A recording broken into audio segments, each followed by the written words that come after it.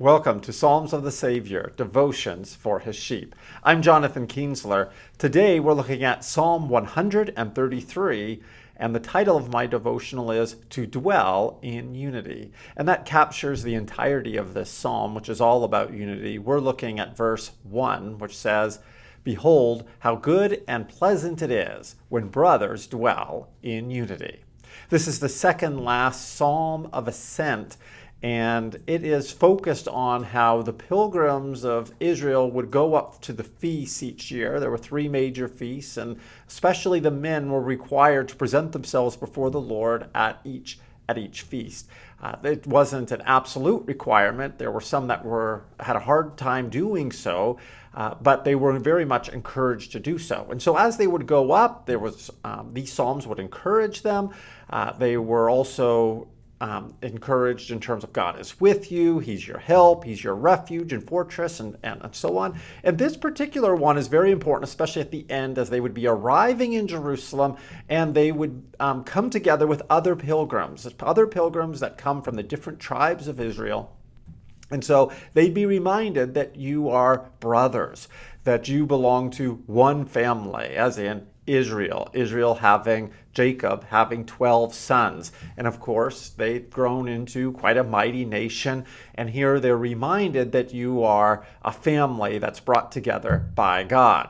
Now, this might seem kind of obvious, or rather, we could say it's easy in some ways, but rather this is a very difficult situation in terms of to overcome, in terms of humanity's disposition toward one another. Immediately after the fall of humanity in Genesis 3, we see an ongoing trajectory of brotherly strife and disunity with the stories of Cain and Abel. Of course, the two brothers fight, or especially one, Cain, is jealous and bitter against Abel, and he actually ends up killing him.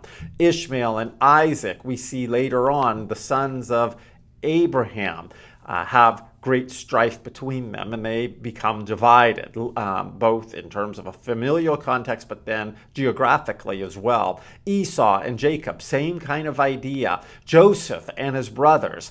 And so that story would, of course, hit home quite strongly. And this is found only in Genesis alone. If you go into the book of Judges, there's the story of even one of the tribes even being nearly exterminated. The Benjamites cause a civil war even in Israel. We can understand why David cries out about the blessedness of brotherly unity when he had not only experienced discord with his own brothers, but one of his own sons killing another. We see that in 2 Samuel chapter 13, verse 29. David would testify, all Israel would testify that we live in a broken and divided world. Part of God's judgment on humanity's disobedience is actually division. Remember the Tower of Babel? He confused the speech so that they would actually be separate from one another. They would not obey the commands of God, and so division was a result. We have in this verse, good and pleasant. Behold, how good and pleasant it is when brothers dwell in unity.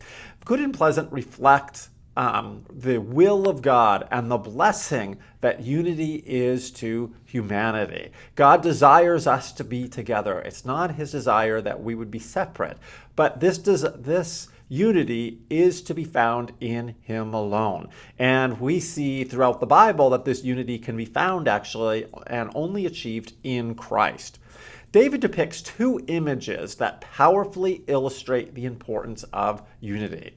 And so just a reminder, unity for its own sake is not a positive thing. Unity for the sake of evil. Ananias and Sapphira, for example, in Acts chapter 5, demonstrated unity that's counter to the unity of the community of the Messiah.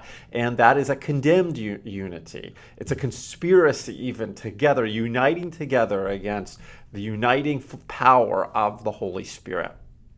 And so we're going to look at two images that we see here in verses 2 to 3 that powerfully illustrate the importance of unity for God's people. First of all, the image of the anointing of Aaron in verse 2. It is like the precious oil, that is unity, is like the precious oil on the head, running down on the beard of Aaron, running down on the collar of his robes. This visualizes, first of all, God's affirming choice of leadership of Aaron, and then also God's empowerment and guidance. The priesthood served as mediators between God and his people. Through sacrifices and offerings, they provided peace with God and restored relationships with both God and others. Ultimately, this image points forward to the restored kingdom, temple, and anointed leadership of God's people. And I'm speaking of the restored kingdom under Christ. He's the one who he preached the kingdom. He provided access and invitation to the kingdom of God that would be found in him alone. And so he's our leader, but we also submit to others whom God places over us, who again, they point us to Christ. Our unity is found in him. Jesus is our high priest, and the unity that he brings us is so beautiful. It's not a small thing, it's an amazing thing. The anointing that he gives us is like that anointing of Aaron, and it's not a small amount, it's a great amount that would come down over our heads, and it would go onto our garments even. And it's beautiful and smell and attractive to other people. The unity of God's people has an attractive value. And what do they see this unity as? Well, they see it as love. They will know that you are my disciples by your love for one another. John 13, 34 and 35. And then we have a second image. We have the image of the anointing of Aaron, and then we have the image of the dew of Mount Hermon. And so verse 3 of 133 says, "It is like the dew of Hermon, which falls on the mountains of Zion, for there the Lord has commanded the blessing, life forevermore."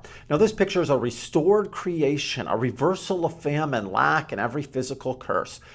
Unity cannot truly be known apart from God having his rightful place in all areas of life. And just think about how dew, when it's on the ground, it is pervasive. It's everywhere on the grass. And there's not a place on the grass where there isn't that dew. And that's God's desire, is that his anointing and his unifying effect would affect all of his creation, all people. And it specifically says here, it falls on the mountains of Zion. Zion is a picture and a symbol of God dwelling with his people in his place. And that's a beautiful image. That where is this unity to be found? In him, in his place. And this is a great picture of the church, that where Jesus reigns, and by the power of the Holy Spirit, we are united together. And God commands the blessing that we would find this unity in him. And so we're not able to have this unity apart from him. When you need reconciliation with others, you go to the Lord. And even as the Jews they would come to Israel in pilgrimage to celebrate the feast, they would need God's help. And that's part of what this is saying. It's God is the one who brings this unity about. It's not simply by an act of the will, but rather something that God commands. God brings about this blessing, this unifying effect. And there's no greater unifying effect than our Lord Jesus Christ. All those who call upon the name of the Lord, and all other differences really are seen to be very small in comparison. So Paul exhorts us to be united with one another by receiving Christ's reconciling work of the cross that affects new creation life for all who receive him. For example, 2 Corinthians 5 verse 17 starts off with, "Therefore, if anyone is in Christ, he is a new creation." Remember that dew that is on Mount Zion or Mount Hermon, and it has that pervasive quality.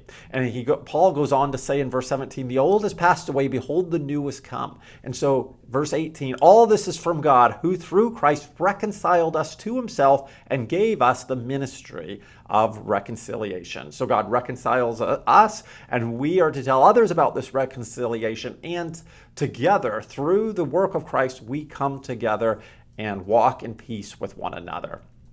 Colossians 1:20 also says, and through him, that is through Christ, to reconcile to himself all things, whether on earth or in heaven, making peace by the blood of his cross. It's only the power of the cross that puts to death the deeds of the flesh and the old creation, in that sense of the fallenness of humankind, that we can now enter into life by the Spirit, which God makes available in him. So the relational unity that God has for us is in Christ alone, and it's based on nothing less than the Trinity. So one last verse to share with you. John 17 verse 21 says that they may all be one.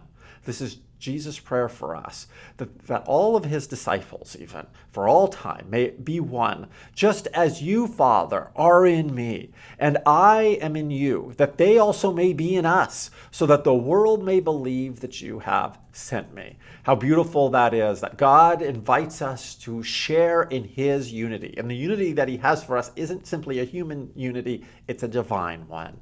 Truly, how great is God's plan and purpose for us.